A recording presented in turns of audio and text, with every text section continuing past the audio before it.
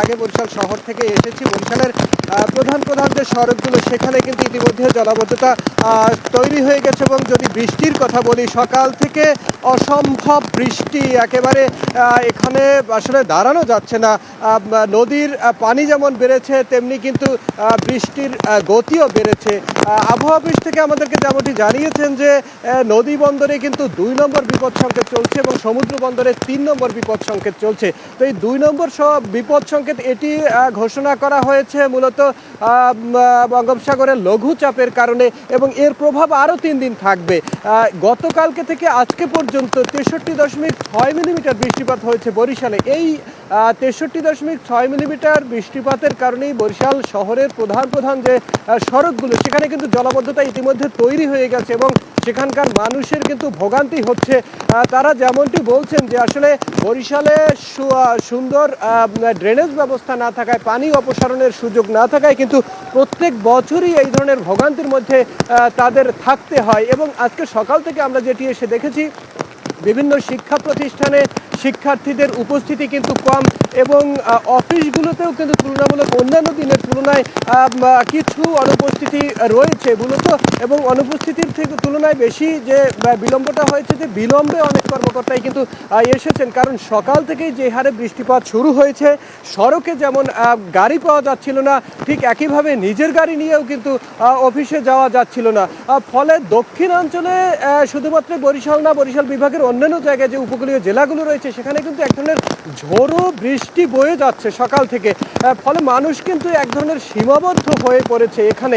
আমরা এইখানে যেটা দেখছি যে এখানে এখন পর্যন্ত প্রায় আমরা এই যে টানা 25 মিনিট এখানে দাঁড়িয়েছিলাম, এই 25 মিনিটে কিন্তু যে দেখছেন হয়তো যে ট্রলারের ইঞ্জিন থেকে পানিগুলো ফেলছে, আসলে এই 25 মিনিটেই প্রায় ট্রলারের ইঞ্জিন পূর্ণ হয়ে গেছে, এই যে ট্রলারের যে গলই রয়েছে। এবং নদীর যে আবহাওয়ার চিত্রটি একটু যদি দেখতেন যে এইখানেও কিছুক্ষণ আগে কিন্তু খেয়া চলাচল করত, সেই খেয়া কিন্তু একেবারে এখন বন্ধ করে রাখা হয়েছে এবং নদীর মধ্যে কিছুটা দূরত্বে কিন্তু দেখা যাচ্ছে না, একেবারেই কিন্তু কুয়াশা হয়ে গেছে। ফলে এখানকার পরিস্থিতি তুলনামূলক একদম বৈরী আবহাওয়ার দিকে যাচ্ছে। এবং আবহাওয়া অফিসের উচ্চ পর্যবেক্ষক মাজহারুল ইসলাম যেমনটি বলছেন যে টানা 3 দিন এই বজ্র সহ বৃষ্টিপাত থাকবে এবং এখানকার যারা বিশেষজ্ঞ রয়েছেন তারা বলছেন যে সবাই আসলে নিরাপদে চলাচল করবে, এমনটাই কিন্তু তারা প্রত্যাশা করছেন।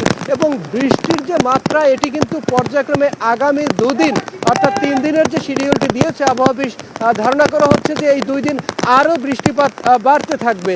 মূলত বরিশাল থেকে এই যে পর্যায়ক্রমে আবহাওয়া পরিস্থিতি খারাপের দিকে যাচ্ছে, এই ছিল আমার কাছে সর্বশেষ। ইমন, মেহেদী, আপনাকে অসংখ্য ধন্যবাদ। এবার আমরা নারায়ণগঞ্জের খবর জানবো, আমাদের সহকর্মী রাশেদ যুক্ত আছেন। রাশেদ, এই বৃষ্টির ফলে নারায়ণগঞ্জের কোথায় কোথায় জলাবদ্ধতা বেশি তৈরি হয়েছে আর এই বৃষ্টির ফলে আর কি কি প্রভাব পড়ছে জনজীবনে জানাবেন।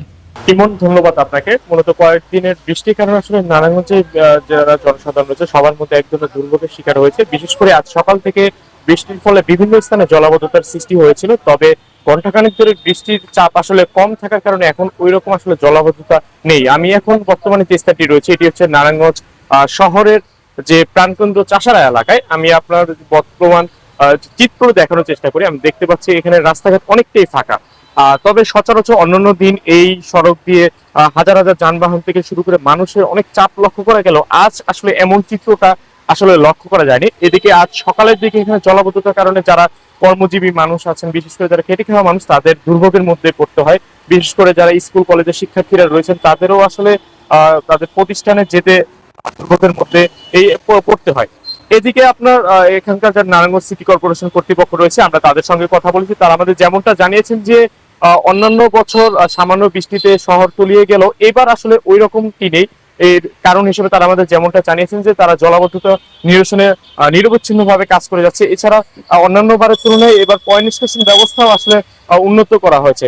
এদিকে আমরাও আসলে বর্তমান আপনার যদি নারায়ণগঞ্জের কথা বলা হয়ে থাকে, সচরাচর অল্প বৃষ্টি হলেই নারায়ণগঞ্জের ফতুল্লা, নারায়ণগঞ্জ শহরের যে প্রধান সড়ক বঙ্গবন্ধু সড়ক তীব্র জলাবদ্ধতা তৈরি হয়, তবে এবার আসলে এমন চিত্র আমরা লক্ষ্য করিনি।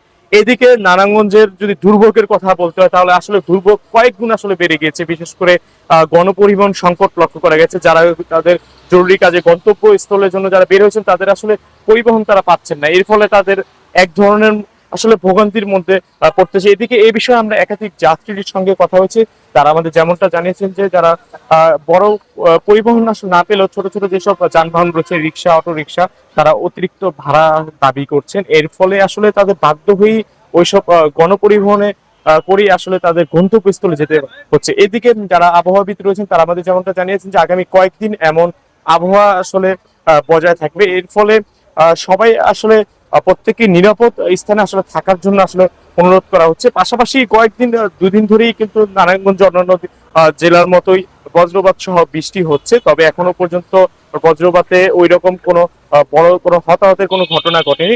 আর আরেকটির সঙ্গে আরেকটি বিষয় যুক্ত করতে চাই যে নারায়ণগঞ্জ একটি শিল্পাঞ্চল অধ্যুষিত এলাকা এবং ঘনবসতিপূর্ণ এলাকা হওয়ার কারণে এখানে আসলে লাখ লাখ মানুষের আসলে কর্মস্থান এখানে জড়িত বিষয়টা। এর ফলে যারা দেখা গেছে সকালের দিকে, যদি বলতে সকালের দিকে আসলে দুর্ভোগটা সবচেয়ে বেশি থাকে, তবে ঘন্টাখানেক ধরে আসলে বৃষ্টির পরিমাণ কম থাকার কারণে আসলে এখন জলাবদ্ধতা নেই। এর ফলে দুর্ভোগ আসলে কিছুটা হলো কম রয়েছে। পাশাপাশি আমরা নারায়ণগঞ্জ সিটি কর্পোরেশন, জেলা প্রশাসন থেকেও তারা যেমনটা আমাদের জানিয়েছেন যে এবার সব ধরনের তারা ব্যবস্থা তারা নিয়েছেন। এর পাশাপাশি আমরা নারায়ণগঞ্জ শহরও বিভিন্ন যেসব এলাকা রয়েছে, 2 নম্বর রেলগেট, উকিলপাড়া, বঙ্গবন্ধু সড়ক, পাশাপাশি মিশনপাড়া এলাকা, আমলাপাড়া, মাঝদার এলাকা, বিভিন্ন এলাকায় ঘুরে দেখেছি। আসলে ওই রকম আসলে এখনো পর্যন্ত জলাবদ্ধতা এখন বর্তমানেই নেই। পাশাপাশি সকালের দিকে জলাবদ্ধতা থাকলেও এখন এটি অনেকটাই সরে গেছে। তবে এখনো আশঙ্কা করা হচ্ছে যে টানা কয়েক ঘন্টা যদি আবারও বৃষ্টিপাত হয় তাহলে আবারও জলাবদ্ধতা তৈরি হওয়ার একটি শঙ্কা রয়েছে। এদিকে আসলে বৃষ্টির কারণে আসলে দুর্ভোগ এড়াতে আসলে মানুষ প্রয়োজন ছাড়া আসলে তাদের ঘরের বাইরে তারা বের হচ্ছেন না। আমরা আপনাদের সড়কের বর্তমান চিত্রই আপনারা দেখলে আসলে বিষয়টা বুঝতে পারবেন। সড়ক অনেকটাই আসলে ফাঁকা হয়ে পড়েছে, যে সড়ক সচরাচর প্রতিদিন আসলে মানুষে আসলে কোলাহলে মুখরিত থাকতো। বিশেষ করে যানজট তো একটি নারায়ণগঞ্জ অন্যতম আসলে সচরাচর কমন সাধারণ একটি দৃশ্যতে পরিণত হয়েছিল। তবে আজ আসলে ওই রকম আসলে দৃশ্য বললে ভুল হবে, অনেকটা ছুটির দিনের মতোই আসলে মনে হবে। সব মিলিয়ে বলা চলে যে এখন জলাবদ্ধতা না থাকলেও মানুষের দুর্ভোগ আসলে রয়েছে। এই ছিল আমার কাছে নারায়ণগঞ্জ থেকে সবশেষ তথ্য। ইমন। রাশেদ, আপনাকে অসংখ্য ধন্যবাদ।